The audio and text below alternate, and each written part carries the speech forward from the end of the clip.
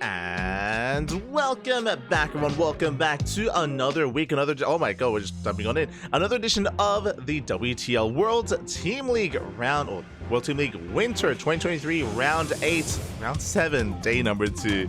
I'm confusing my rounds here because we actually had Round 8 earlier yesterday or 2 days ago, but we are here. We are back. We have returned with a catch-up stream. This is Round 7, Day 2. This occurred on Saturday, so we have a little bit of a catch-up stream going on here.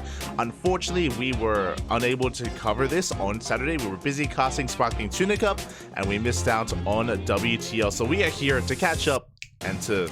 yeah, we cast everything, Fab. We cast it. We're here with the KWANGDONG Freecs versus the Starving Camels, SSLT. And up first, Armani versus Silky. Again, the Starving Camels, they have been struggling this season. They've been having a much harder time without Firefly, but I want to believe. And here we go in the bottom right-hand corner. For the Starving Camels, we have Silky under the sea. And in the top left-hand corner, we have his opponent for the KWANGDONG Freecs. It is Armani. Oh, no cam. Smoke. I just love that for all the player photos here for KWANGDONG Freecs, they all have their jerseys on, which again, it's really cool to see them. Whenever we get to see stats on cam, for example, he always has his jersey on as well. So again, it is really cool to see updated photos from these players, despite not seeing them for oh so long as well. Again, Armani, like many of the players on the KWANGDONG Freecs, did retire for quite some time, and has since returned to competitive play, at least to compete in WTL. I say that, but actually, we did cast Armani yesterday as well in Kung Fu Cup. A big shout out to the sponsors, Doyu, Honkai Star, Taido, and Autofool as well. Big shout out, Now the sponsors, these events, of course, would not be happening. They wouldn't really be a thing here, so much love. And again, we were able to cast Armani yesterday, and I was so excited to see Armani in the Kung Fu Cup, and that showed us at least that, hey, Armani is willing to put in the time not just to compete in WTL, but also to compete in some of these other online events. Armani is finally branching out and competing in some more events. I would love to see that from players like TY, from players like Keen. So far, not so much. So far, Armani's stats is a little bit more active. Sue is a little bit more active as well. I would say that those are probably the 3 most active players on the KWANGDONG Freecs. And yeah, great to see Armani here once again, 2 days in a row so far. We do have some interesting openers. Lings are on the way for Silky. Quite an abundance of Lings, actually. 8 already on the way, so very interesting. Ling speed already in production as well. We do pull out of gas completely. We're going for a Ling flood. Silky just banking up Lings, going for a massive flood across the map. He's going to be sending out 2 Lings, as he should. Usually you scout with 2 Lings, you get across the map, you try and figure out what's going on. Everything looks normal from the side of Armani. We even have a 3rd base on the way, but Silky has not droned. He has not made a single worker for quite some time now. 3rd base is on the way for Armani. He scouts a 3rd of his opponent. Everything looks normal. Everything looks as it should. And Armani is none the wiser. Now we have a Bailey Nest on the way. Standard timing for a Bailey Nest, which is late considering the Ling flood is about to come out. Armani's in the dark. He has no idea what's coming until of course it's revealed. So of course, this entire time, Silky's still just banking up Lings back at home. I do need to criticize Armani a little bit. He should have Ling scouted. He should have Ling scouted by now, 100%. Just like how Silky sent his first 2 Lings across the map. We should have seen 2 Lings from Armani as well, and we haven't seen them. So alas, as a result, here we go. Massive Ling flood coming from Silky. Now he's been revealed. Now Armani knows. He now knows what has been going on. Bailey Nest is going to finish up in a couple of seconds, and he's being caught out. He has to fully wall off. Evo Chambers are on the way. 3rd base is cancelled. Armani going to try and hold on with his queens. He brings every queen down, even from the main. We need more Lings. Bailey Nest is done. A Bailing is on the way, and that's going to be huge here, but only 1 Bailing. And the wall is not a wall, not anymore. We do get a kill, not a cancel on those hatcheries. The Lings, they flood on forward as well. 1 Bailing. It does finish. We don't want to waste it. We don't want to waste the Bailing here. Oh, it does go off, but a decent chunk of Lings, but queens are going down. There's 2 queens left. Boys are being pulled as well. We canceled the Evo Chamber. More Lings are coming out, and we barely hold on. We hold on for now, but we're still flooding Lings across the map. We're still trying to get on top of these Bailings. We're trying. And it looks like we barely cannot. The queen stands strong. The banelings, they finish just in time as well. We don't want to waste them. We don't want to throw them away. They're keeping us alive, Papi, as we force Silky to back off. Buying so much more time. Additional queens are in production. We could even get another baneling as well. These banelings are getting caught out. Ooh, one baneling is wasted. And we're still all in. We're still flooding across the map, and we have one baneling left. The queens are holding. I spoke too soon. Oh my god. Queen barely survives. Armani barely holds on here. He's enjoying a worker lead, and Silky is droning behind this. And he's got a lot of catching up to do. Silky is down in tech. The only tech structure is the baneling nest, but there it is. Lair is on the way. Silky has been mining 0 gas this entire time. 0 gas, sir. Late Roach Warren, late Lair, late Banelings, all things tech here for Zerg. They're all so delayed for Silky. He's still stuck on Pure Ling. He is stuck on pure Zergling, and it's not enough. It's not enough to kill Armani here and now. He got close. He got very close. He was able to kill some of the queens, break through the lings, force the boys to be pulled. He almost did it. But again, the Banelings... Silky's a diva enjoyer. God damn it.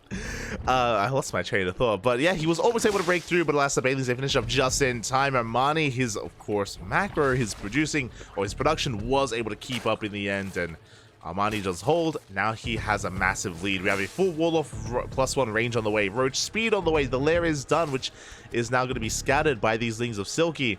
Silky knows that he's just behind in almost every aspect here.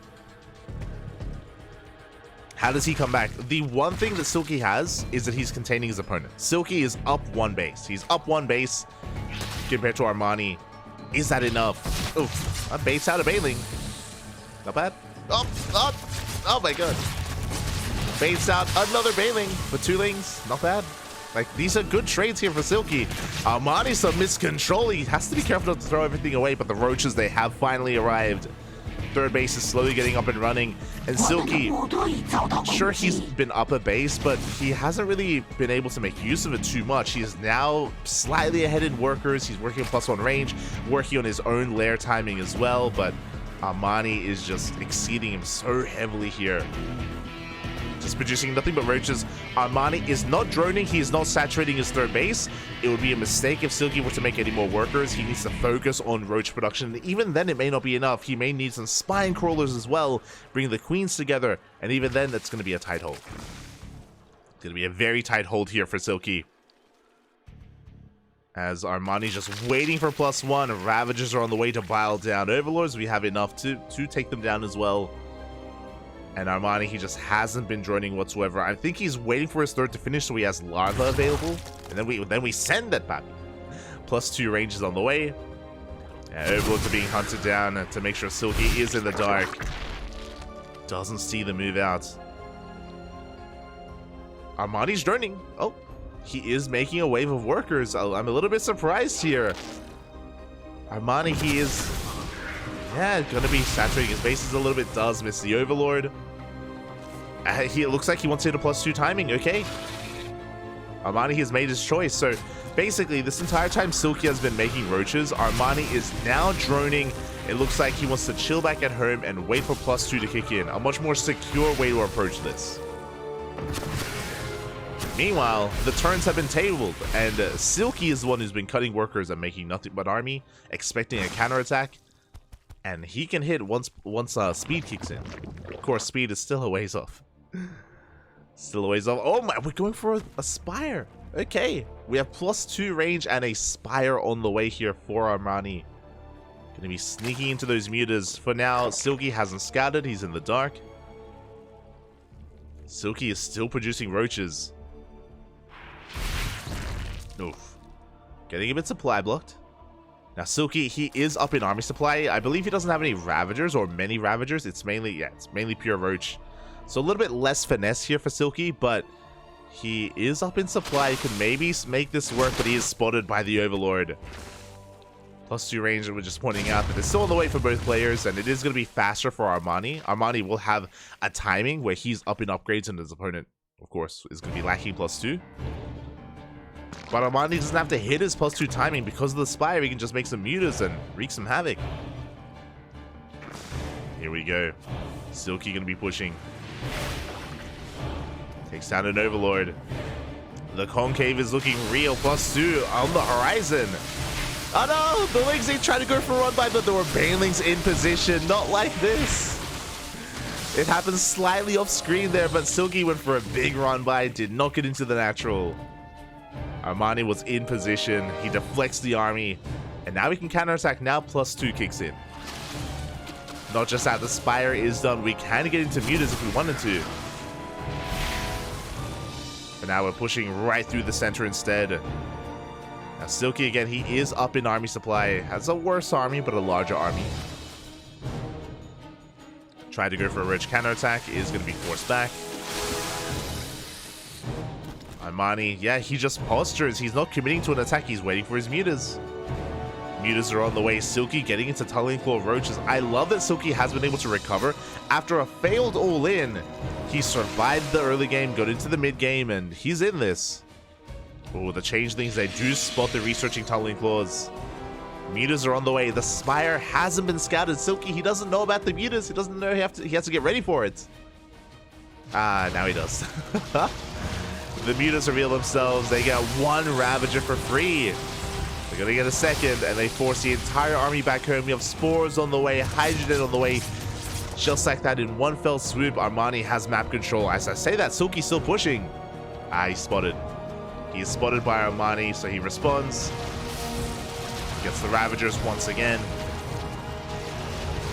Takes down 2 of them. Only 1 Ravager remains. The Overlords. Overlords are going to be going down. And from here, both players are committing into Tunneling Claws. A +1 air attack on the way. Now, Silky is going to be the first to actually get into these upgrades, and he can maybe try to get some economic damage done. He's not out of this. He is not out of this. Again, he's in his element. He's under the sea. He's ocean-born. Oh my god. And soon to be heading towards that natural base. At the same time, though, Armani is going for a big counterattack towards the 4th base of Silky. Oh no! He catches some of the roaches. Oh, that's a lot of dead roaches from Silky. At the same time, we have that counterattack in the 4th base, forcing him to respond. Silky does react in time. He has another group of Tunneling Claw roaches headed towards the natural. But he's spotted. Again, remember, Armani, he saw the researching roach horn. He knew. And he had an Overseer just stationed at the natural. He was ready for it. And he's going to shut this down. Expensive losses for Silky. At the same time, he's pushing towards the 3rd base. We have roaches in position. Hydras are on the way. They're doing what they can. But Hydras are not ideal in this position. That's a kill on the 4th base. And we even get to top of some of these Hydras. Ooh. And big losses here for Silky. Very expensive losses. Losing, what, 6 Hydras? 6 Hydras go down. We're getting on top of reinforcements as well. Silky, he cannot break through with his main roach army. Again, it was impressive that Silky came back in this game, but the mutas really caught him off guard, and they threw off his timing, right? He wanted to be aggressive. He wanted to push out. He was up in supply, but he could not break through. Another BIOS. They're going to slightly connect. It looks like Silky's going to be able to barely push back the army of Armani. That sounds weird to say. Army of Armani. But behind this, he lost his 4th base. He's losing workers. Silky's running out of steam. This is his last-ditch effort. And it just barely isn't going to be enough. The reinforcements come in for Armani. He shuts down the push. GG gets called. And Armani will take game number 1. GG. Oh, he's so excited.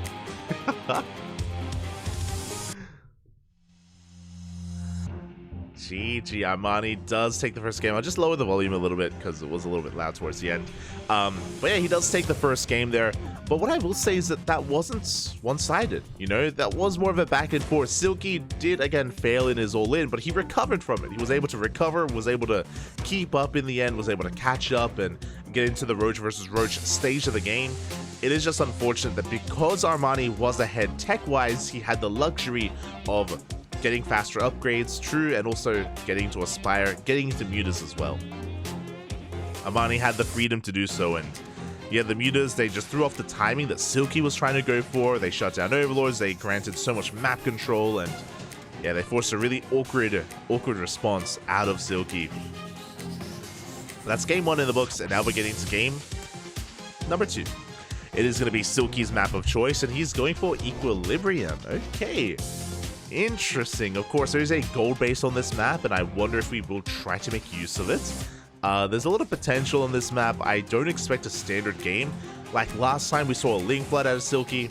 This time, what do you got for us? What do you have? Mammoths.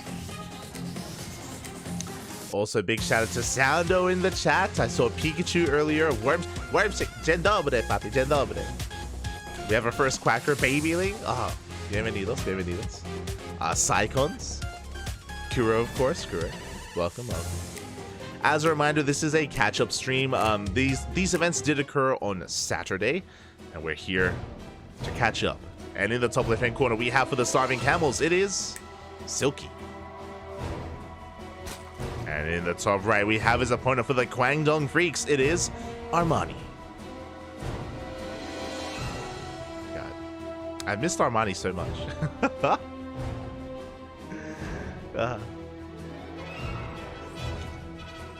It's been so long, man. It's been so long. But here we go. We're getting into this, and again, I'm really impressed with Silky's performance last game. Obviously, he did end up losing, and he did go down, but he was able to hold his own. He was able to hold his own against Armani. Again, in the absence of Firefly, Silky has to step up here for his team. He has to step up for the Starving Camels. I don't think I wouldn't go as far as to say that he's the ace player of the Starving Camels. I think Cyan has that for now. But Silky is definitely up there. Definitely a valuable member of the team, and so far, Hatch Gas Pool. Standard opener out of Silky. Everything is looking as it should for the time being. I say that. I guess the Gas Geyser was slightly faster. Slightly. We'll see if anything is done with that. We'll see if, again, we're able to hit some kind of earlier timing. Maybe not so much with a Link Flood, but maybe with a Bailey Nest. Regardless, Armani going for a Hatch Gas Pool. Yeah, not the biggest of gas differences. I think the Observer is really mainly just pointing it out just because Silky did go for a Link Flood in the previous game. But I don't know if this difference is too significant here. It's only by a couple of seconds. As for now, we're just getting into the swing of things. Just going to be droning up, saturating our bases. So far, no one has taken the gold base. Bear that in mind. No one has taken the gold base yet. Overlords are about to check. They're going to confirm the hatch first. And yeah, my eyes are mainly on Silky here, just because Silky is typically a very well-prepared player. He comes in with a plan. It's what we saw in the previous game. It's what I expect to see in this game as well. Third bases are now being taken, and Armani's going for the triangular third, which is a little bit more aggressive as a base location. Silky going for the linear third, which is a lot more defensive, actually. It's further away, further back from the opposing player, because that reinforcements take a little bit longer to get across the map. Likewise, a little bit more difficult to harass. So, yeah, Silky taking a very different approach this time. Very different compared to the previous game. We do have our Bailey Nests on the way, and again, slight variation, but nothing too significant. I think speed on the way, and yeah, we're settling into a standard game. Like, everything is looking normal from everyone. From everyone involved. No one is cutting workers, no one is playing 2-base, no one is going into, or like, cutting the Bailey Nest and going into 2-base Roach or anything like that. No one is being too greedy. Everything is looking as it should. Silky is going for a faster Evo chamber, which is a little bit concerning. It is a little bit different here. The fast Evo chamber, this could lead into +1 carapace. This could be a Roach Ling Flood with carapace as well to just bolster up that army. As Armani is going to be the aggressor, we have 16 Lings on the way. It's +1 melee. Oh my god. Not carapace. Okay. You have my attention. So this isn't as early of a Ling Flood. We're going into a fast lair here, sub 4 minutes. Ling Muta? This feels like it has to be mutas, but before we can talk about the mutas, here we go. Armani, he's going to be diving on in. No! The Bailing goes down! Good control out of Armani. He may lose the Queen. No, the Queen survives as well. Armani, he defends, he attacks. He's getting across the map with his own Bailings. There's one Bailing left here for Silky. One Bailing remaining. And it does go down. 0 Bailings left, and Silky, he may not even get into his lair. The Queens are being focused down. Bailing gets into the main base. Connection with the Lings. 2 more Bailings are on the way, and Silky has been broken. Ooh. Big connections on the mineral line. 10 workers go down. Lair has been scouted. But it may just be too little too late. They're going to finish. No! The Bailings finish. They take down the Lings. The boys have to be pulled. And Silky will clean this up. But he lost 20 workers and he got scouted completely. He has been scouted, and if he had plans with the lair, I don't think he has any anymore. Like, we don't have the economy to sustain a Spire or anything with the lair, to be honest. And maybe, like, I was gonna say, like, maybe we can go for like a Nidus all in, but even then, that's not really too effective in this matchup. Not at this stage. Back at home, Armani, he's already got his Roach Horn. Roach production is commencing. He's scouting his opponent. I'm sure he wants to see if there is or isn't a Spire, and he gets a full scout of the main base. You don't see it on the camera here, but he did go into the main, and yeah, now this Ling is checking the natural. Sees all the gases, but sees lack of saturation. And we have +2 melee on the way. Armani's all in. I mean, he's ahead when it comes to upgrades, so these Lings, they pose quite a threat, but one good Bailing connection is all that Armani needs. They rolling in. They do roll forward, and oh my god. Good target firing with those Roaches, focusing down the Bailings. GG gets called. Silky, he runs out of steam, and Armani will take the 2-0. GG, well played. That was wild. That was wild. Ay. So, pulling it back a little bit there, going for the +1 Ling Flood into a Spire, I don't oppose it. It's not a bad idea. Unfortunately, the Bailing control was lacking. If you remember, Silky, he lost his first 2 Bailings for, I think, 2 Lings each. Those 2 Bailings, they went down very prematurely. Like, we were lacking a little bit of control. We were lacking a little bit of just babysitting there with the Bailings. And with the death of those first 2 Bailings for Silky, I mean, that was it. That was Armani breaking the natural then and there. And Silky just could not, or didn't have enough. He could not keep up with the reinforcements, and Armani broke him. And if you're rushing into a Spire like this, that's why typically you open 2 base. If you open 2 base, you have a wall. Instead of having a 3rd base, you have a wall at your natural. You're safe against a Ling Bane Bust, and you can get into mutas. Here, Silky was trying to be a little bit risky here, taking a chance, taking a risk, and did not pay off. Did not pay off in the end. Was punished for it, and that's a 2-0 lead for the KWANGDONG Freecs. Okay. It's a 2-0 lead for the KWANGDONG Freecs, and now we have our next series. Up next, we have a ZVP between TooDming and Stats, and at the end of the night, we have Cyan versus Keen in a PvT. Let's go, Bob. Let's go. So we have quite a number of matchups before us.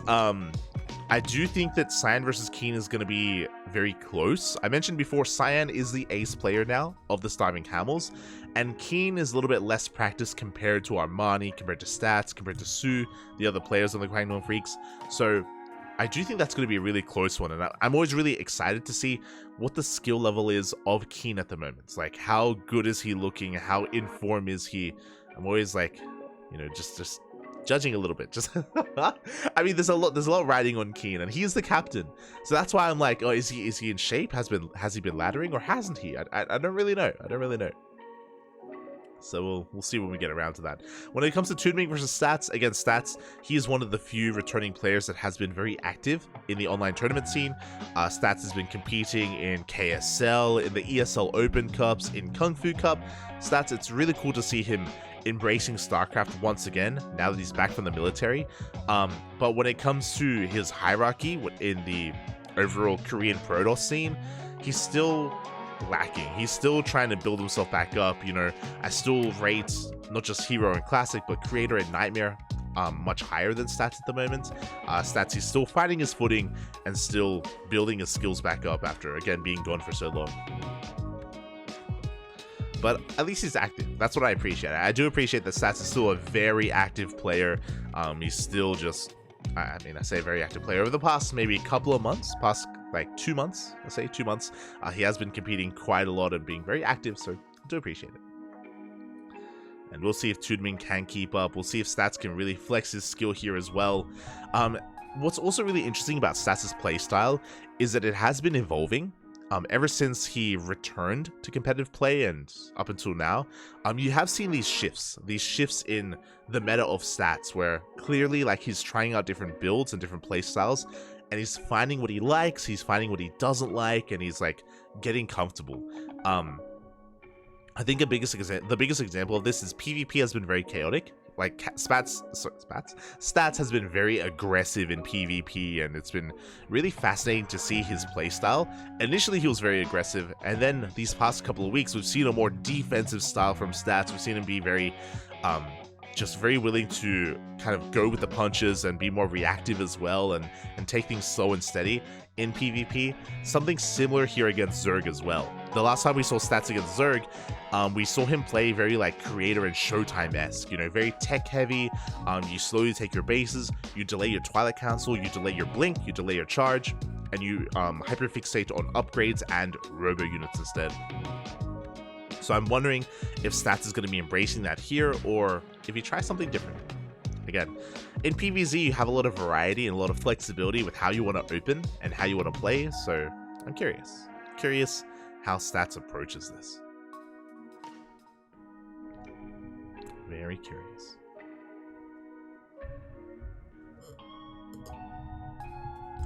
See in the chat, Firefly what is that name intentional? Firefly Grade.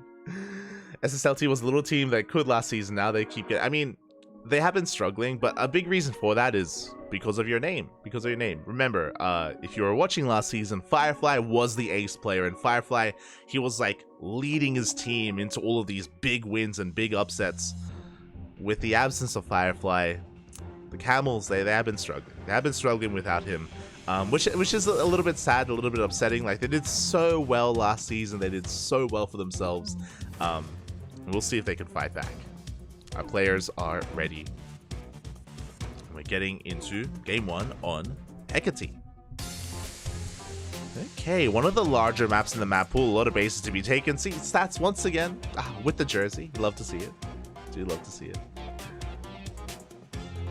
Also, I say kind of like your name. Firefly isn't dead. He just joined a different team. But Smurge, Piper, Smurge. Here we go, and spawning in the bottom left-hand corner of Hecate, we have, for the starving camels, TooDming. And spawning in the top right-hand corner, we have for the KWANGDONG Freecs, it is Stats. Okay, the returning Protoss, now ex-military, did serve his time, did return closer to the start of the year, and has been slowly making some waves in the Korean scene.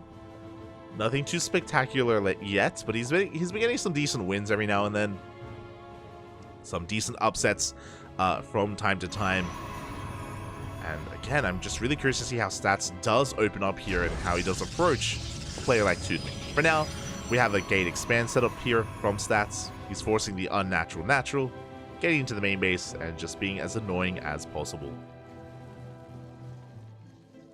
Looking to harass these mineral patches and force some inefficient mining before getting the hell out of there. Also, hello, Emperor Frugal. And so now Hajgas pool here from TooDming. And stats does confirm the location of the hatchery. Very important, to be honest. For all he knows, there could have been a proxy hatch, for example, which Dark has been very fond of.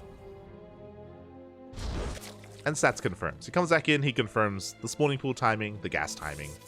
He's aware that everything is looking as it should. It's all looking good. And yeah, we'll see what kind of tech of choice we see from Stats. We should be seeing a Stargate. I'm not really sure if Stats is willing to embrace something like a DT opener or Glaive Adepts either. Twilight Council. The Twilight Council has been very, I mean, Hero has been very fond of the Twilight Council recently. Over the weekend, and if you're familiar with KSL and the ESL Open Cup Asia, Hero, he took down every single Zerg player in Korea. He took down, in the last week, he took down DRG, took down Solar, took down Dark, without dropping maps, with purely Glaive Adepts. It was, it was disgusting. Oh my god. So Hero has been having some fun. I'm curious if Stats is following suit, or again, if he has his own playstyle at the moment. Oh, and there it is! Twilight Council! Papi, have you been watching Hero? Stats, you have my attention. Okay, so he's not going for a standard opener, he is going for an aggressive opener instead. Twilight Council doesn't have to be Glaive Adepts, it could of course be a Dark Shrine opener instead. We do have options, we'll keep our eyes on Stats here with how aggressive he wants to be. As for now, the Adepts are just going to be sharking between the bases. Additional gateways are on the way for Stats. There it is. Glaives is in production. The Adepts are going to be threatening that mineral line as well. Oh, getting one drone. Getting two. Uh-oh. Getting three, and God, this is becoming a bit much here. 4 workers go down. We trade with the Lings. The Adepts get cleaned up.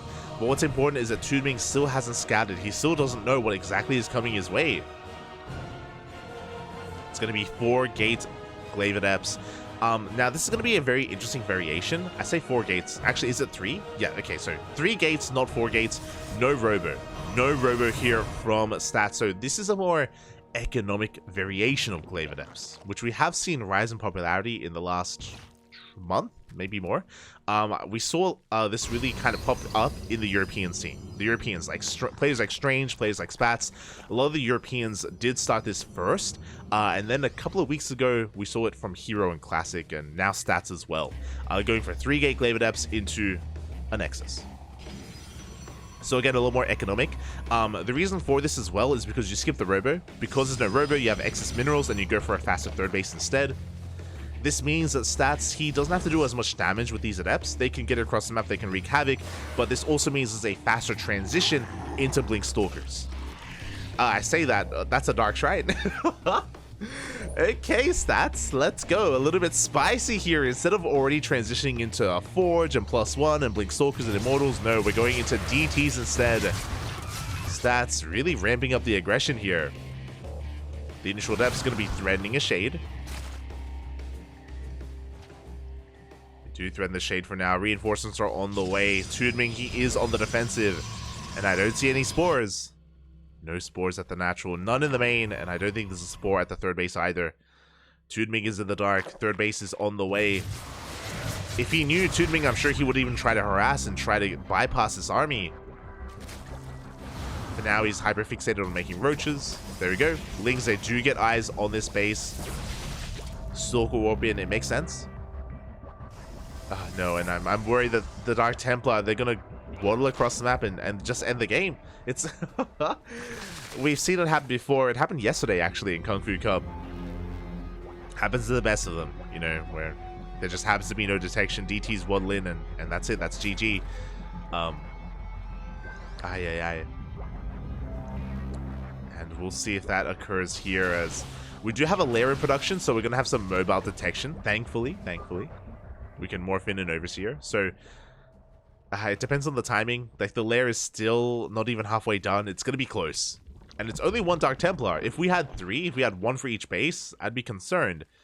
With only 1 DT, like, we can maybe minimize losses, but, oh god, there's still no detection. Here we go. The DT does reveal itself. Worker's going to be going down.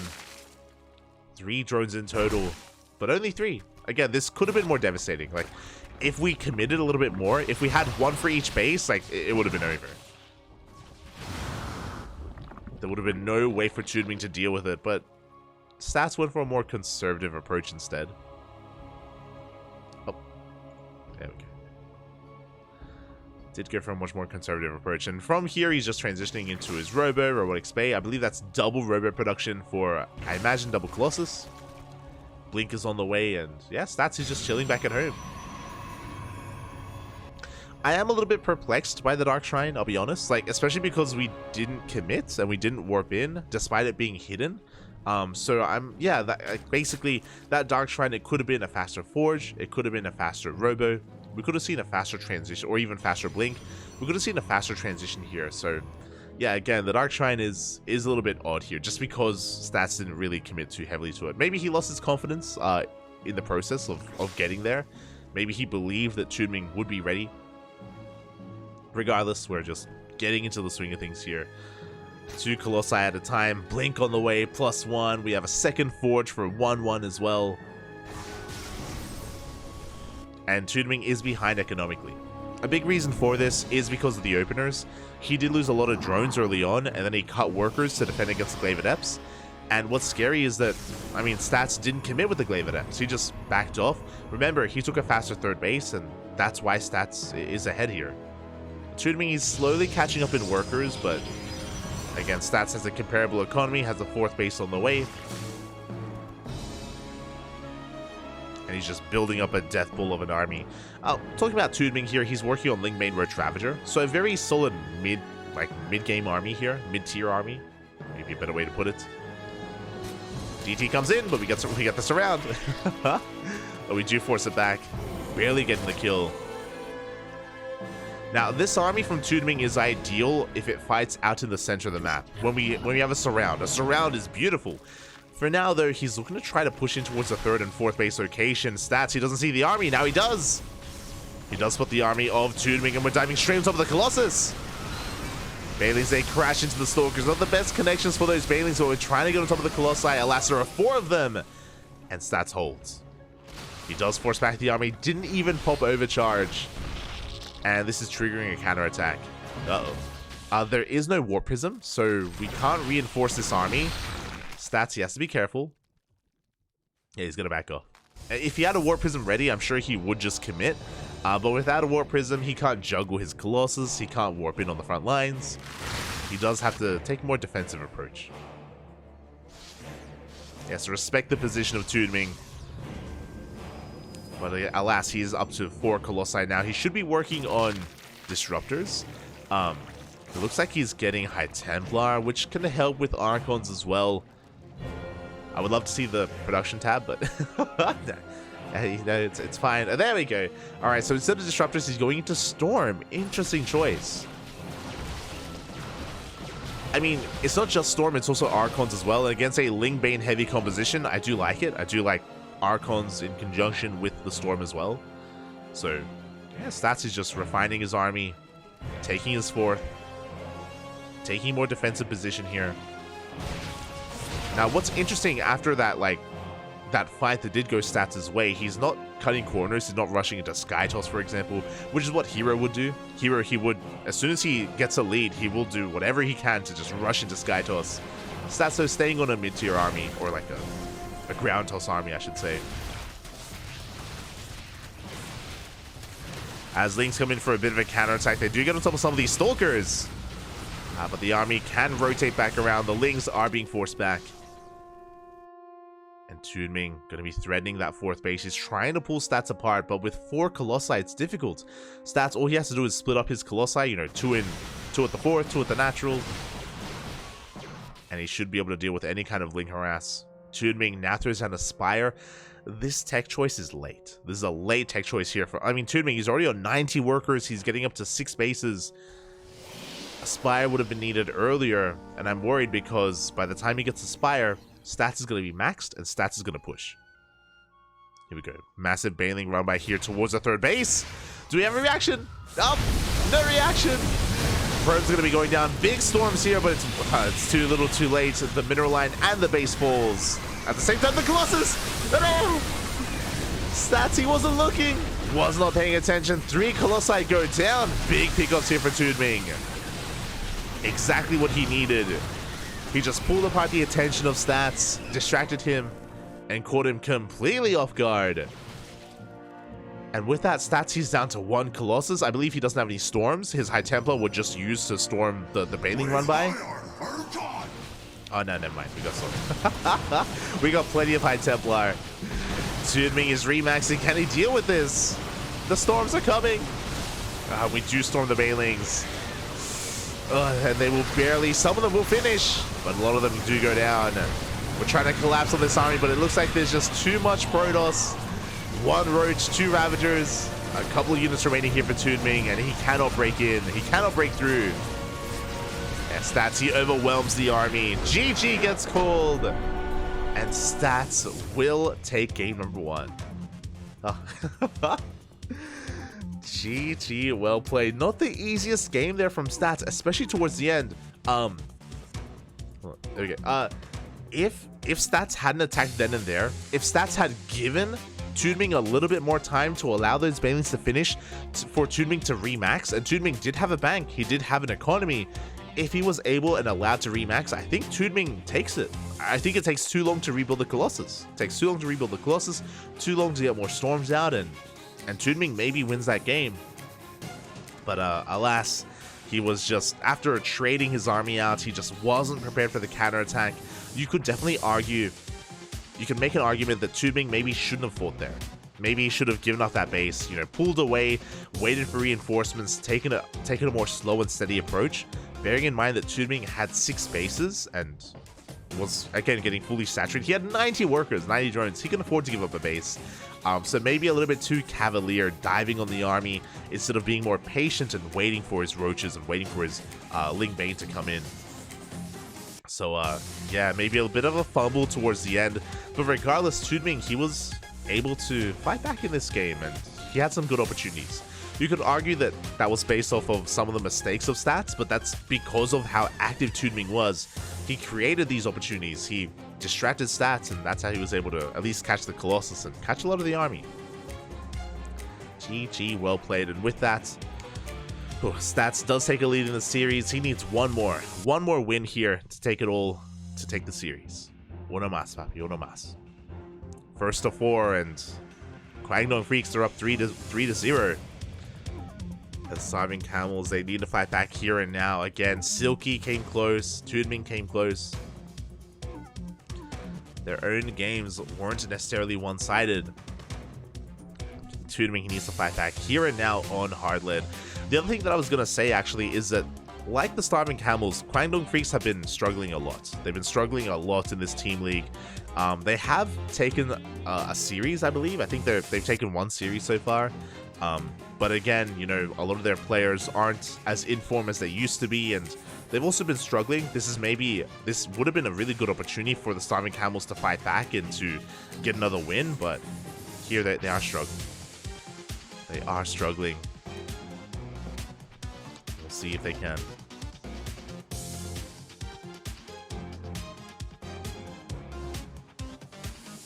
See if they can, as for now, again, we're just waiting to get into the lobby to get things going. This Stats here, it feels weird. Like, Stats in my memory, like he was always so joyful and full of life and always a smile on his face. After that series, he was looking kind of serious, like maybe a little bit concerned just because of how close that game was, but yeah, hopefully Stats can pull it together. Pull it together, man. Fingers crossed, fingers crossed. Oh, we're loading in. And in the top left-hand corner of hard lead for the Starving Camels, it is TooDming. And spawning in the bottom right-hand corner, we have as opponent, we have, for the KWANGDONG Freecs, Stats. Here we go. You know, Stats, he's seen some things. He was in the military, on the front lines. Smooch. Bring back his smile. It reminds me of It reminds me of Keen. I remember, I think Wax Angel, he posted a tweet about it maybe a year ago, maybe 2 years ago, showing the comparison of Keen back in the day, you know, back in Wings of Liberty when he was like young and like always memeing, and of course like the Keen clap and having his celebrations, to nowadays, and Keen is like, you know, he's seen some things, he's been through life, and a lot more like we rarely get to see like his joyful side anymore. And I remember they had an interview with Keen regarding that a couple of years ago as well. I think it was during like maybe a Katowice or something, like a bit of a player spotlight, and Keen was talking about how like, yeah, you know, like, you know, when I was younger I was a lot more like carefree and stuff, and now like I'm matured, and now like, you know, it's and all this stuff, and it's like, oh hey, poor Keen, papi, poor Keen. It's like I'm matured, you know, I've got other things going on, and like, yeah, it's strange. Hopefully we can find that spark for stats at least. Fingers crossed, fingers crossed. For now, hatch gas pool here from TooDming. Nothing too crazy. Likewise, stats going for a gate expand into that cyber core as well.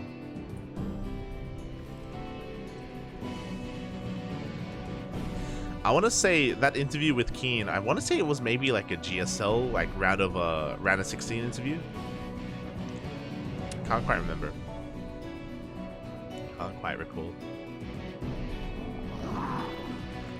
But yeah, for now we do see the drone's going to be moving on out. It's going to be a Stargate opener this time from stats, so a lot more standard. In the last game we saw a more aggressive side of stats that we're not really used to seeing.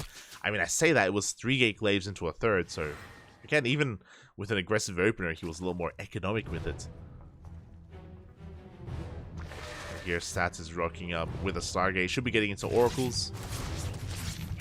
Into a third base as well. As the adept is going to be shut down. Slips into the mineral line, but doesn't really get too much done. Second adept is on the way. So far, TooDming is minimizing his losses, but we'll see if he can keep up. As the adepts are coming in from both angles. The lings are going to be going down, and the drones are exposed. One worker does go down, and we're going for the others. Oh my god, forcing them off the mineral line, off of creep even. Yeah, they have to turn around and fight. It's a bit of a misclick there from stats. We'll get 3 drones. Not too bad. 3 drones for 2 adepts alongside those lings. Not a bad trade. You can see here, yes, stats take a massive economic lead. There was a lot of lost mining time. Don't forget that. That did, of course, impact TooDming quite a bit. Oh. This is different. Stats, he does go for a Stargate opener, but that is a 3rd gateway. That is not normal. Curious. Like stats, I'm pretty sure he still does want to expand, and oof, he's gonna lose that probe. But yeah, he does go for additional gateways. His 3rd base is delayed quite a bit, actually. Quite heavily. There's that Twilight Council follow-up. I'm curious. I'm curious if the 3rd gateway is a sign that we do want to be more aggressive with that Twilight Council. Now, I'm feeling either we can go into Blink and go for like a 3 base all-in. I'm talking like 8+ gateways. Or we could even go into Glaive Adepts. Overlord dives into the main base. And we will scout the Twilight Council. That isn't the biggest tell. What is important though is, drones are going down. 4 workers. Well, the oracles do survive. But there is no forge. No forge, no +1. So this looks like glaives. And there it is. Glaive Adepts are on the way. Now, TooDming may be able to piece this together because he saw the Twilight Council. He saw that it was hidden as well. For now, we have lings in production. Stats, though, pushing across the map.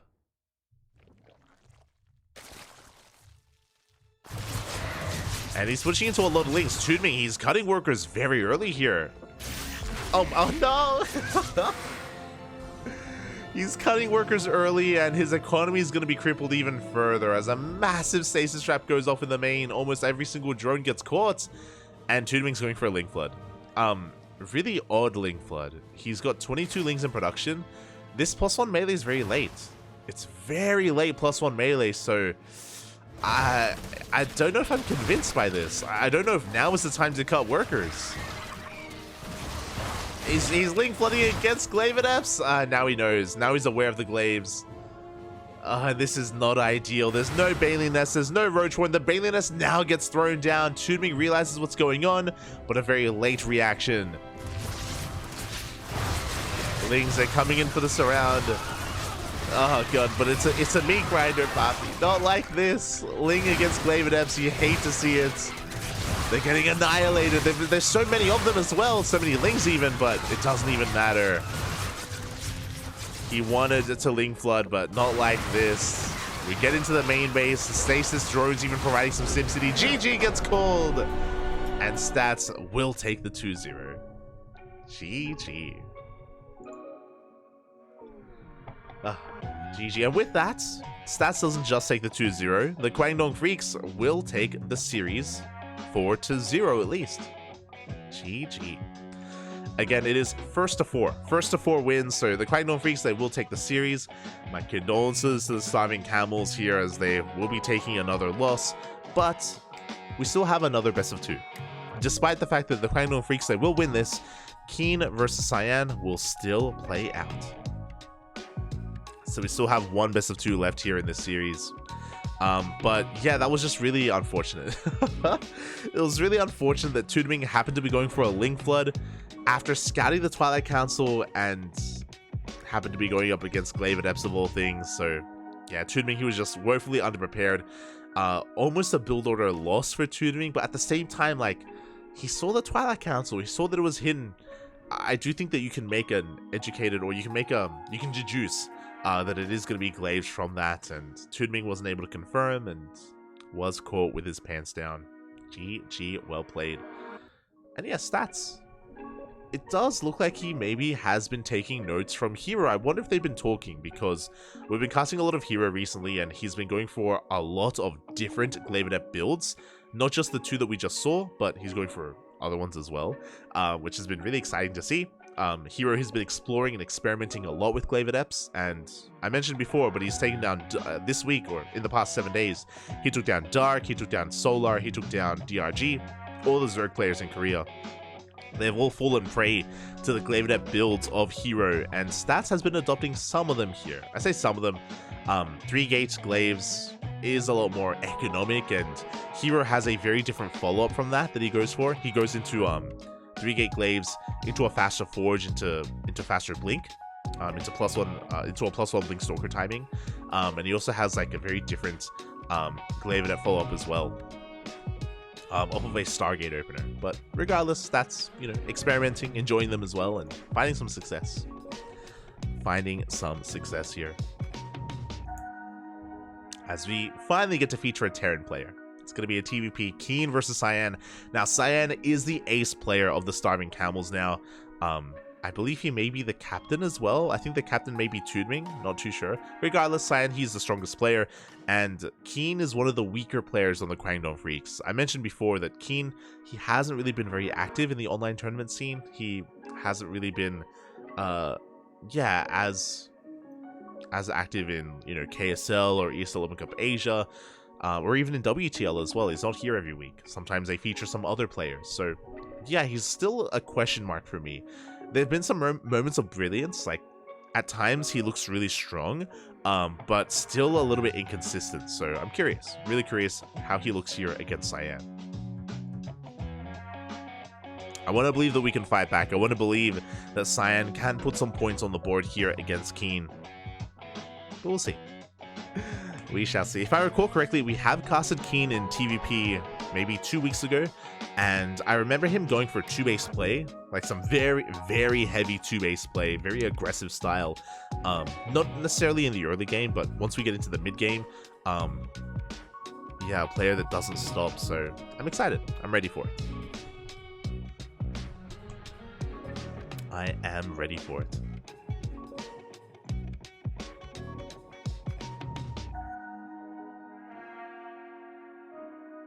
Having Cyan arguably the best player play last feels like a mistake. It does, just because especially because like mentality wise, like I feel like getting a win early on for Starving Camels is a good thing, like to kind of boost the morale of the rest of the players and give them like a a bit of a better mindset coming into the series.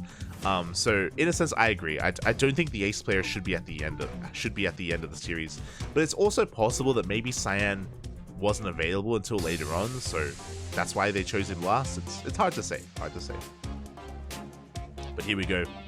We are getting into this, and hey, technically, if we look at the ELOs, Cyan does have a higher ELO rating, funnily enough.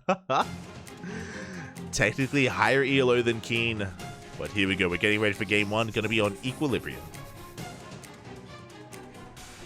Hero's been on a tear in KSL recently. He has been looking good. I mean, not just KSL, last night Kung Fu Cup. We casted him last night, and Hero, he won the entire event. He beat Max Pax in the finals. So yeah, Hero, he's looking damn strong in general. It's a shame that it feels like Hero, he's really finding his footing in this new patch after GSL. So didn't have the best showing in GSL, unfortunately, but like in the aftermath of GSL, like he's been looking good. Hero has been looking good in these weeklies.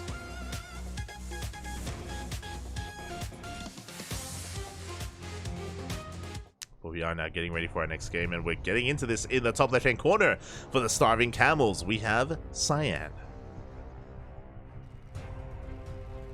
And spawning in the top right-hand corner, we have his opponents for the KWANGDONG Freecs. It is Keen.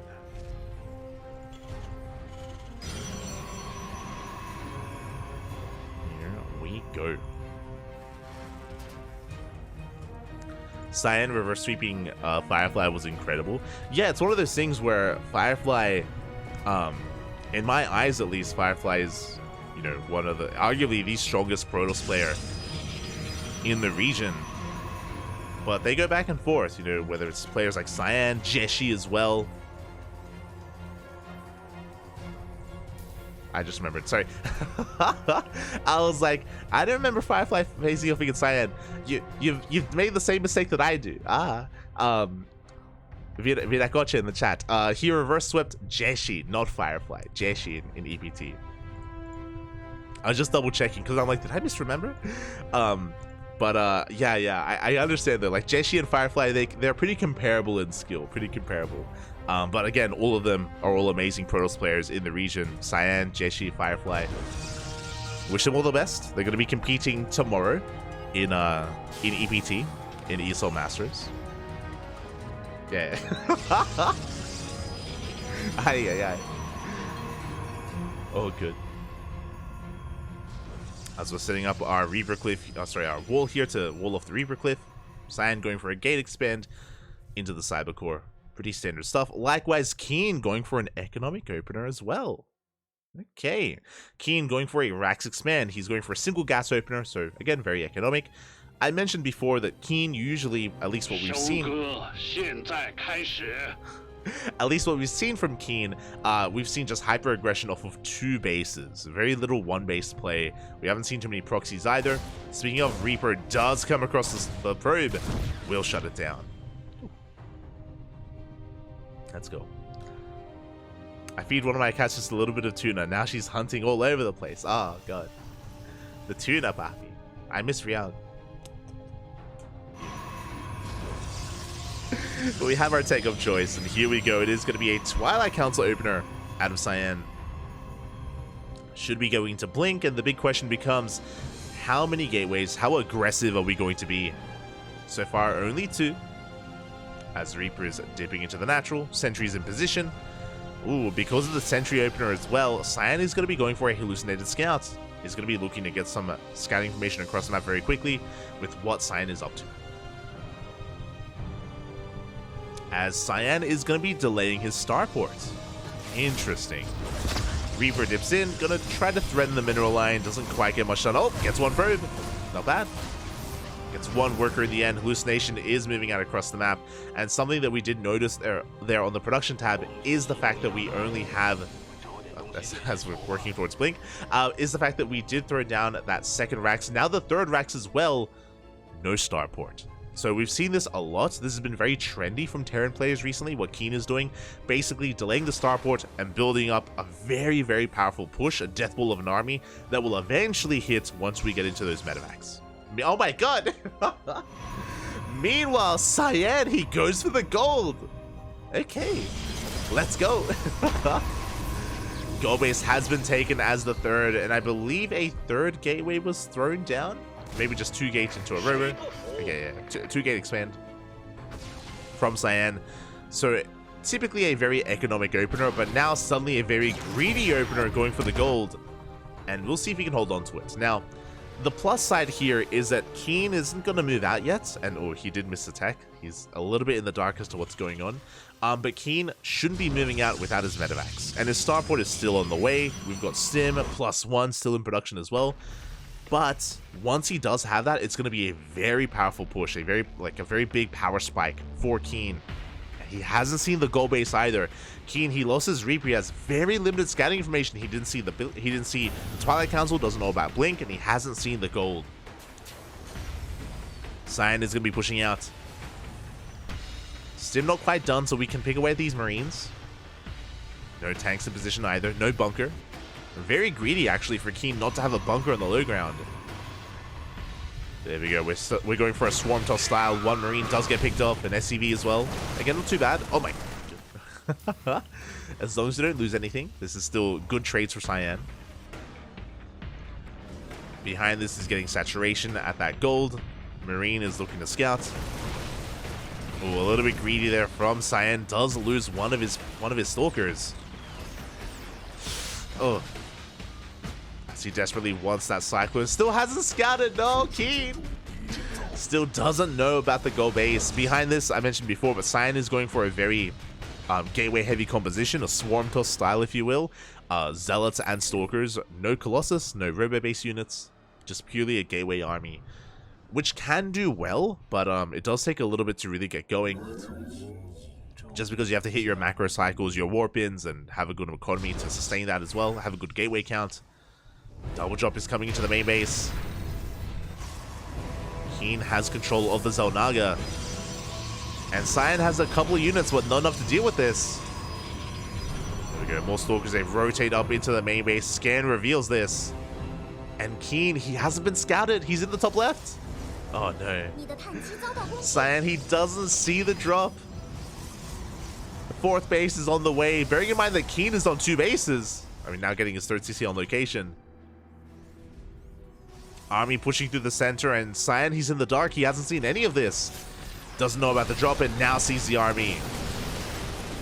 He's coming in from behind. He's diving on that medevac. Will shut it down. A good pickoff here from Cyan.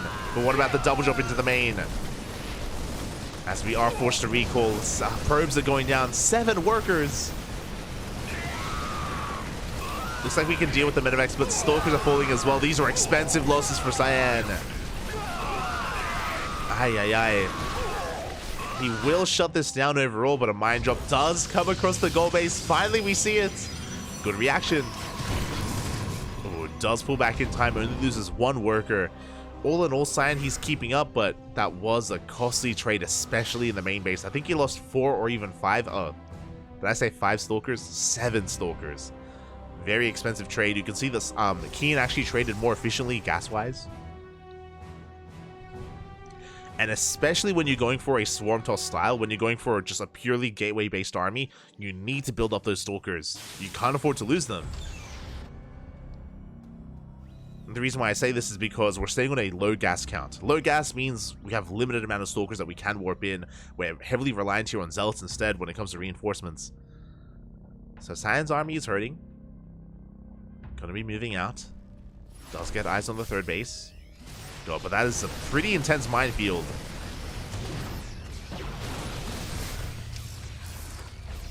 That is what, 6, 7 Widow Mines? We can't quite commit. Cyan is getting ready to go for a warp in and drop into the main base instead. There it is. Bay's on the way, so Cyan is finally going to be transitioning. He should be taking another gas geyser for this as well. Mine drop comes in. We do have a reaction. Cyan, he does pull back in time. Doesn't lose too much, but he does go for the drop into the main. The Prism is being hunted down. And we get a handful of SCVs, but these Zealots are being cleaned up. As a Prism is attempting to escape. Cyan's main army rotating around. He's trying to find a way in. Oh, these mines. They're going to reset. They're going to reset. No, the cannon. Oh my god. That was so close. Cannon finishes just in time, and Cyan will hold. Again, he still has a comparable army to his opponent. I believe the Bay is finishing up, and we should be working on Colossus. But until then, Keen, he's pushing. He's got a massive minefield, and against all those Zealots, this is going to be ideal for Keen. There it is, Colossus production commencing. Meanwhile, Ghosts are on the way. Now, thankfully for Cyan, Keen doesn't know about the Colossus, which is why he's getting Ghosts. Ghosts and EMPs, they're going to just shred these Zealots. But he isn't going into Viking production, because he doesn't know he has to. He's not aware that we're getting into Colossus of all things. We are only making one Colossus at a time, though. And especially that we're on 4 bases, we're getting a 5th as well. With all these gases, we should have a second robo. 100%. Like, there's very little excuse here for Cyan, as instead of going for a second robo, he's going for a Dark Shrine. Oh my god. Not like this. Going for the DTs, the mines are burrowing. Up. Oh my god. First Colossus does reveal itself. We're going to be diving on the army. The mine shots are going up. Massive connections. The Zealots, they get annihilated. Ay, ay, ay. A massive blow to the army here of Cyan. He has to back off. We have more Zealots on the way. He didn't lose any high-tech units, thankfully, but did lose all of his Zealots. And there it is. Now we have the second robo, which I do feel like the second robo is late. Especially considering the economy that Cyan has. I appreciate this, though, as we go for a Zealot run-by. If you look at the production tab, Cyan is actually making a 3rd robo, so to catch up, he's getting into triple robo production, which is a good thing, but it's going to take a while to really get all of that going. Cyan being very aggressive here, picking up some of these Widow Mines. And again, he has to be. Meanwhile, with the revelation of those Colossi, Keen, he's going for a 2nd starport, +1 ship weapons, and massive Viking production. So good reactions here out of Keen. He's respecting the Colossus quite a bit. And this could lead Cyan going straight for Disruptors. And there it is. Disruptors are on the way. We're going to be making 3 Disruptors at a time. Which is quite risky. As you can imagine, very high risk, high reward. If they connect, then Cyan can take a fight. Otherwise, Keen could snowball out of control. As I believe we're only on 2 Colossus. I don't think we got a 3rd one. I think we went straight into Disruptors instead. Oh wait, no, there we go. Third Colossus. Not too bad. A solid foundation to Cyan's army. But the Vikings are on the way.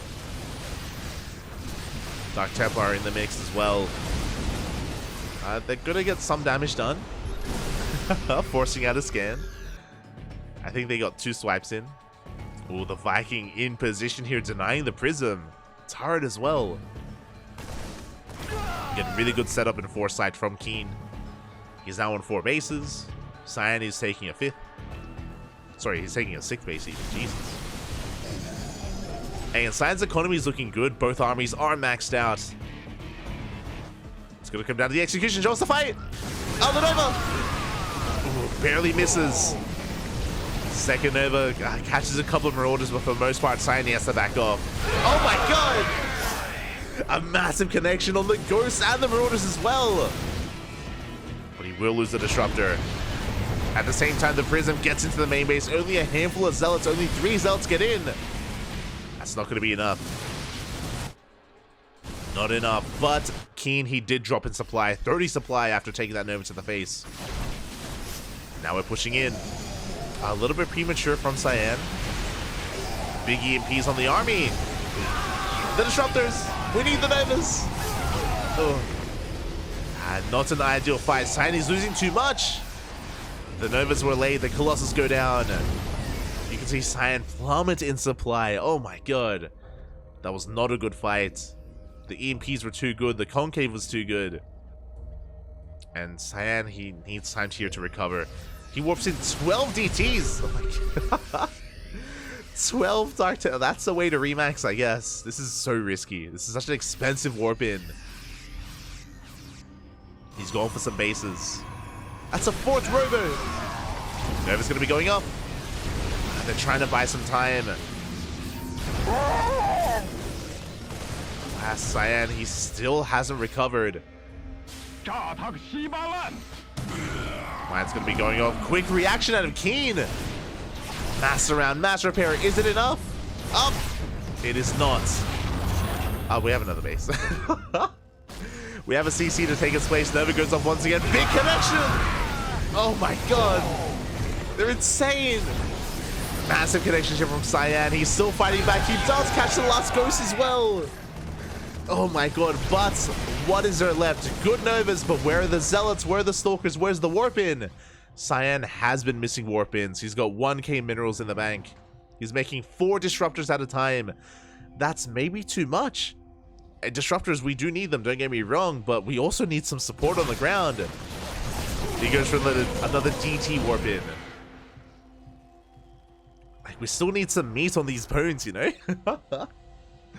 Ay, ay, ay. 4 disruptors in the time is insane. But we need like Archons, so maybe not Archons because of how many, I mean, I was gonna say maybe not Archons because of how many ghosts there are, but we've reset the ghost count. We've killed most of the ghosts. Archons, Zealots, Stalkers, they have their place in an army. Novas go off, not the best connections.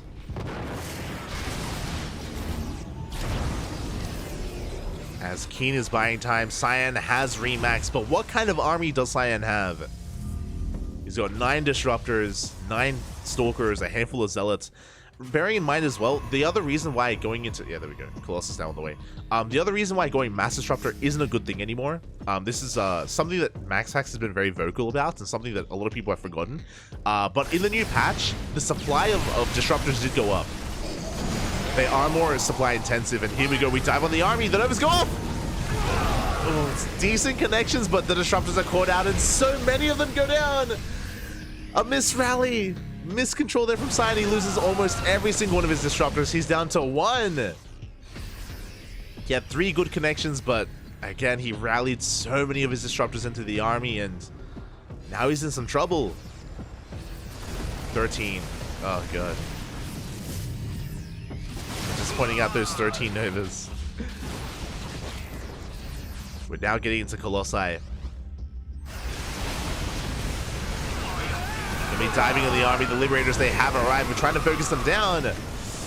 Oh, but the Stalkers are falling, and it looks like Keen, he's breaking through. He's gotten on top of the army. No more disruptors. 1 Colossus left. And a handful of gateway units. Oh no! Decent splits towards the end there, and it looks like Keen, does he barely have enough? The Novas have been amazing. They've been amazing this game. They have been. They really have. But you need more than just some disruptor shots. Once again, taking down ghosts. Oh my God. Not like this, but there's nothing to support. Disruptors are going down. Liberators, they have arrived. The freedom is here. Freedom, Poppy, freedom. Yeah, and this gold base has been broken. Not the most important base here for Cyan. Not the most important mining base, as it's completely empty. But Keen, he's now up in supply. He has a little momentum going his way, plus 3 ship weapons on the way as well. That Liberator, it looks like, oh, do I want the main? Do I want the sick base? I want it all, Papi, I want it all. Spoiled for choices. Cyan is going to be able to rebuild here with a couple of Stalkers, but going to be losing some workers here, and Keen is going to be the first to max out. And here he comes. Liberation has arrived. And those amazing purification nerves that we had earlier, they're not here anymore. 0 disruptors. 0 disruptors are left for Cyan. He lost too many of them. DTs are coming in, but we have a scan. We force back the army. Cyan, he had so much momentum in this game. He was doing so well. He was doing so well, but alas, Northern base is going to go down. 12 workers as well. He's going to try to make a stand, a final stand here on top of the ramp. DT counterattack runs into reinforcements. There is detection. And we just go for a Doom drop into the main base, forcing a recall, and we can set up on top of it. No! Deliberation zones. Right on top of the recall, we do have a couple of DTs where we have a scan, and Keen, yeah, he breaks through the Stalkers, gets on top of the last Colossus, and there is nothing left. We can camp the production. GG gets called. Cyan shaking his head on cams, and Keen takes game 1. Whew. GG, well played. But that was a game. That was a game, Papi. Oh my god. Again, I was looking forward to Keen versus Cyan. It is a little more closer here between these two. When it came to some of the other series that we had tonight, Silky and TooDming had their moments. Don't get me wrong, they did have their moments, but merely moments. And here in this game, Cyan, he had a good economy. He was getting a 7th base. He was up in bases. He had a strong economy behind it as well. Had a good army. But one really unfortunate fight. If you remember, it was in the center of the map where he happened to land some decent connections with his purification nodes, but he was caught off guard, and he happened to be rallying, I think it was like 4 extra disruptors into the center of the map, and they all went down one after the other for free, essentially, without getting any trades at all. And as soon as that happened, Keen, he got momentum and he never let it go.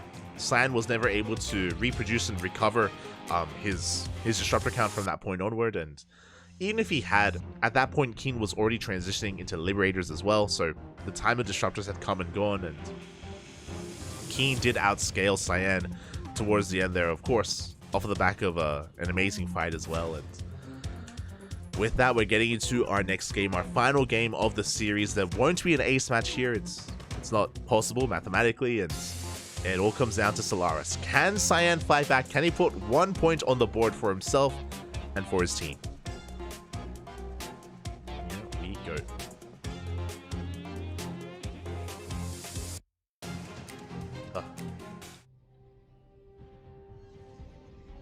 As in the top right hand corner, we have, for the Starving Camels, Cyan.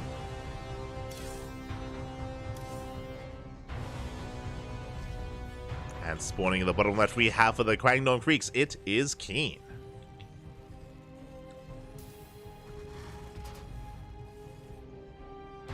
Oh, is footage in baiting people? Be careful if you're in the chat. When it comes to Cyan losing that game again, a lot of that, he had a lot of momentum, but a lot of that was just down to just a really unfortunate moment where all of his disruptors were caught out. It was on a knife's edge, and yeah, just up until that point, he was looking good, looking damn good in that game. Just a rough mistake. And I think that's one of the brutal things about PvT is, especially if you're reliant on these high-tech units, whether it's Disruptors or Colossus, if you ever are caught out of position and if you ever lose them, like they're just such important units for your army, such pivotal units for your overall army composition, that if you do lose too much too quickly, unlike some of the other races, just because of how your production works, it's really difficult to recover. Very difficult to recover if you lose all your disruptors like that. You need a lot of time. You need a lot of time to rebuild and remax, and it was time that Keen refused to give Cyan. Oh. And with that, we're getting into game 2.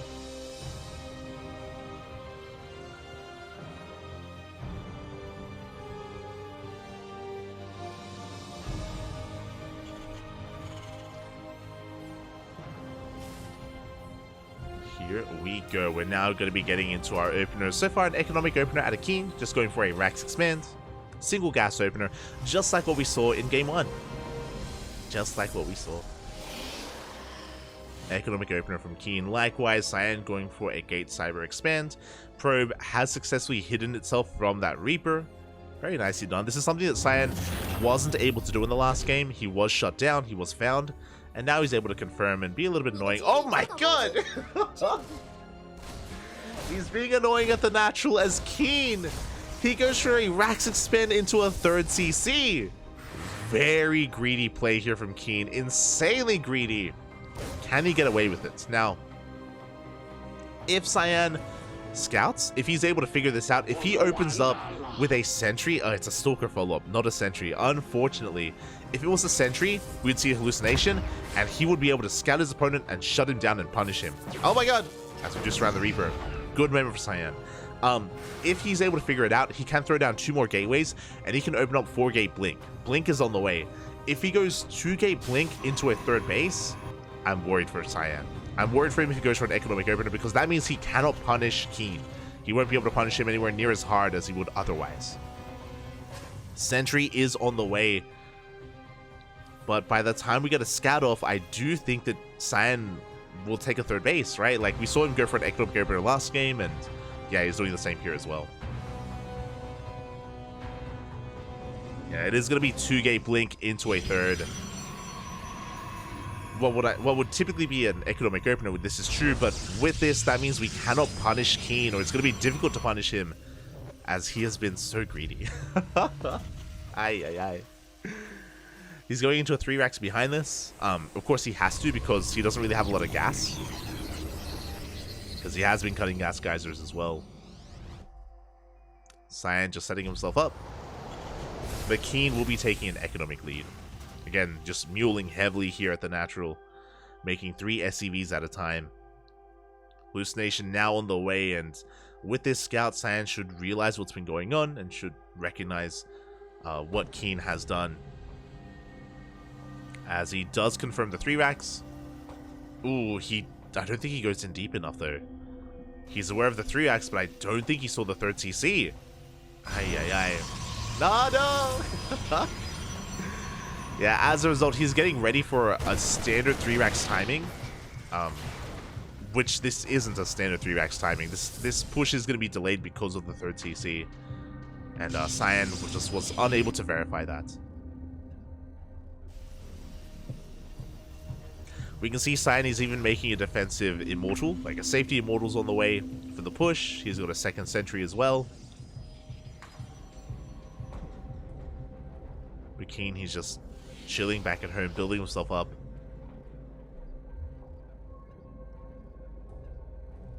Again, Cyan, as now the observer is pointing out, like, Cyan, he's expecting an earlier push that isn't coming. As Keen, he's just building up his Raxes, getting his starport up and running as well.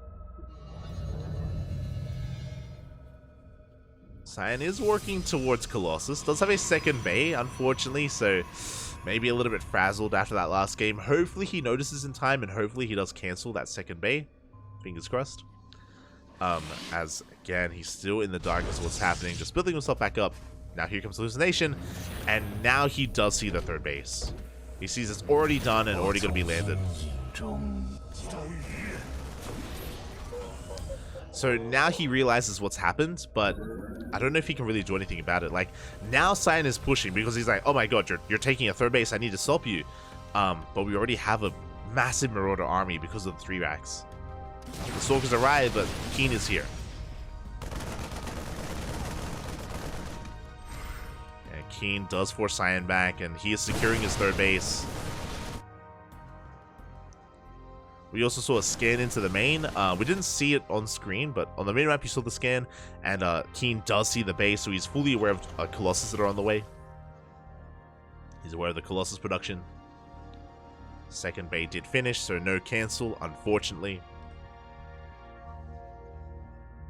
And here comes Keen pushing through the center. He's got Stim, +1, combat shields, and concussive shell as well. Now, this move out has been spotted. There are sentries waiting to force field the ramp. Or sentries, at least, with the main army. But Keen, he's splitting up his forces. He's going up towards the natural and towards the 3rd base as well.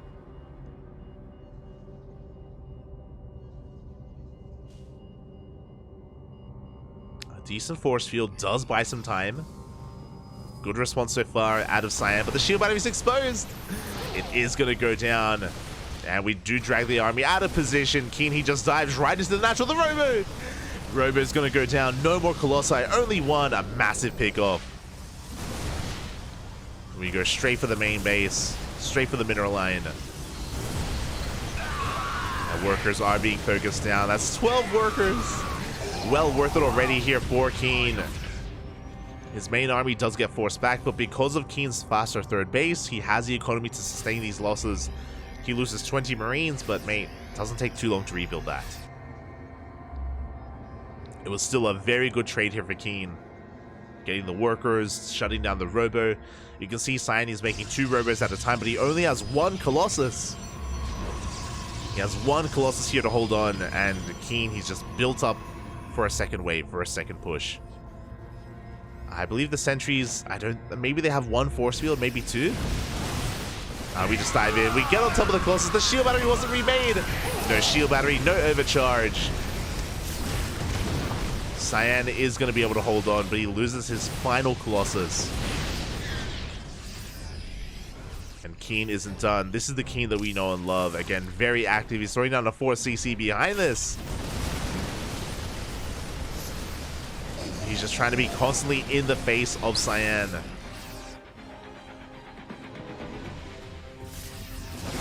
And picking up whatever he can.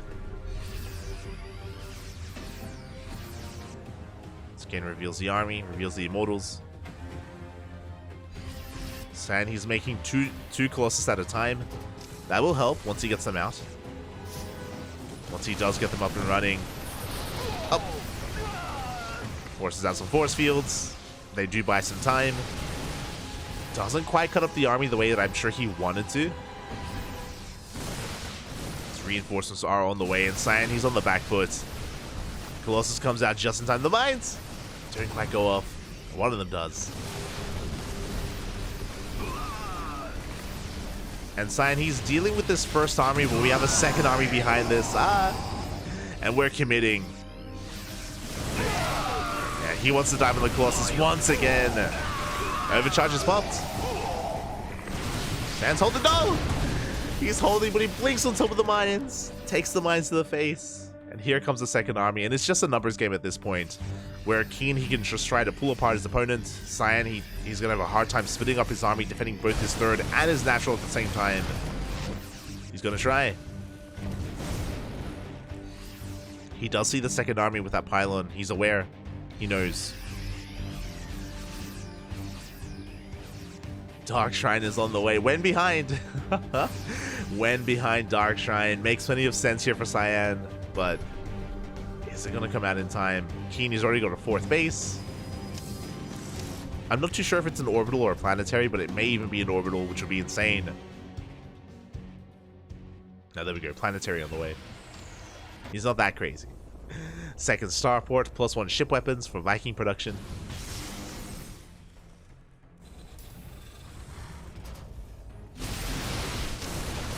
And he does find a way up the ramp. He's going to be trading here with the Zealots. He doesn't quite have enough to contend against the Colossus. We have 4 of them. 4 Colossus. That's a pretty hefty army. And Cyan is going to force Keen back. Now going to be taking his 4th base behind this. Okay. Now, there is a world where, there we go. There is a world where Cyan can come back in this game. And that is if he has the juiciest Purification Novas. I'm talking game 1 Novas, okay? If he can do that 2 games in a row, he can close the gap and he can catch up. Not just that, but also with those DTs. If he can somehow get into some of these mineral lines, wreak havoc in the bases, then there is a path here. There is a road to recovery. Here we go. DTs are moving out. Colossus are in position. Oh, there is detection available. There are turrets. Zealot run by towards the 4th base. Now actually ignoring it, going straight for the natural, but we have reinforcements. Zealots are being called out.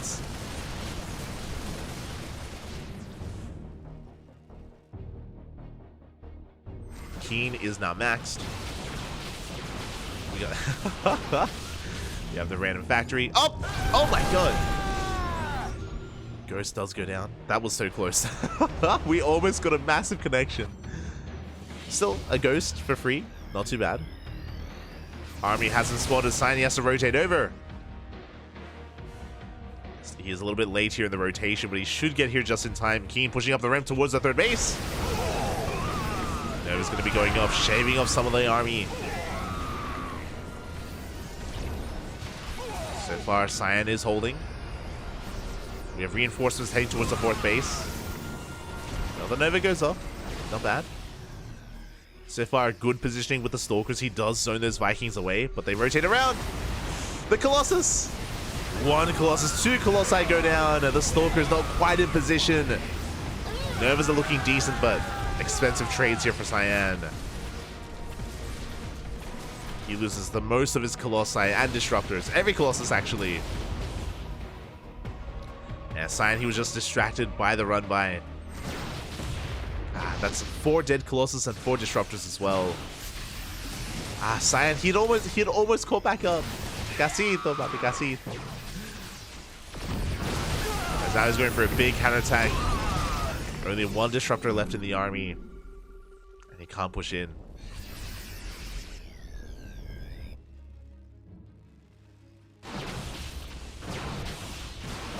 And now we have the checkmate move. The checkmate move, of course, the freedom, the liberation zones are going to be on the way.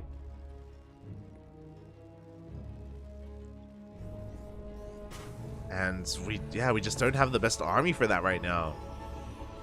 Ideally, as we get further into this game, we want to be transitioning into something like Skytoss.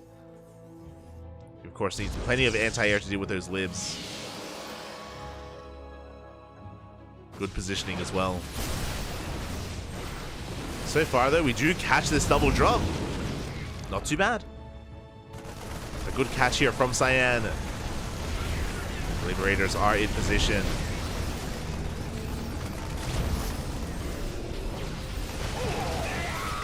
Cyan trying to knock down at this third base. Again, he's mainly on a Stalker Disruptor based army composition. Not too bad. Can be outscaled though, especially if Keen maxes. 6th base is going to be denied. Keen going to be rotating over towards the north. That is spotted by Cyan. He's trying to race back home. 5th base is going to be denied. Cyan not quite in position. 5th base actually finishes. Oh my god. We do barely save it. We hold on. Do hold on as the Vikings land. Novas go off. Here come the Liberators. Are they getting caught out?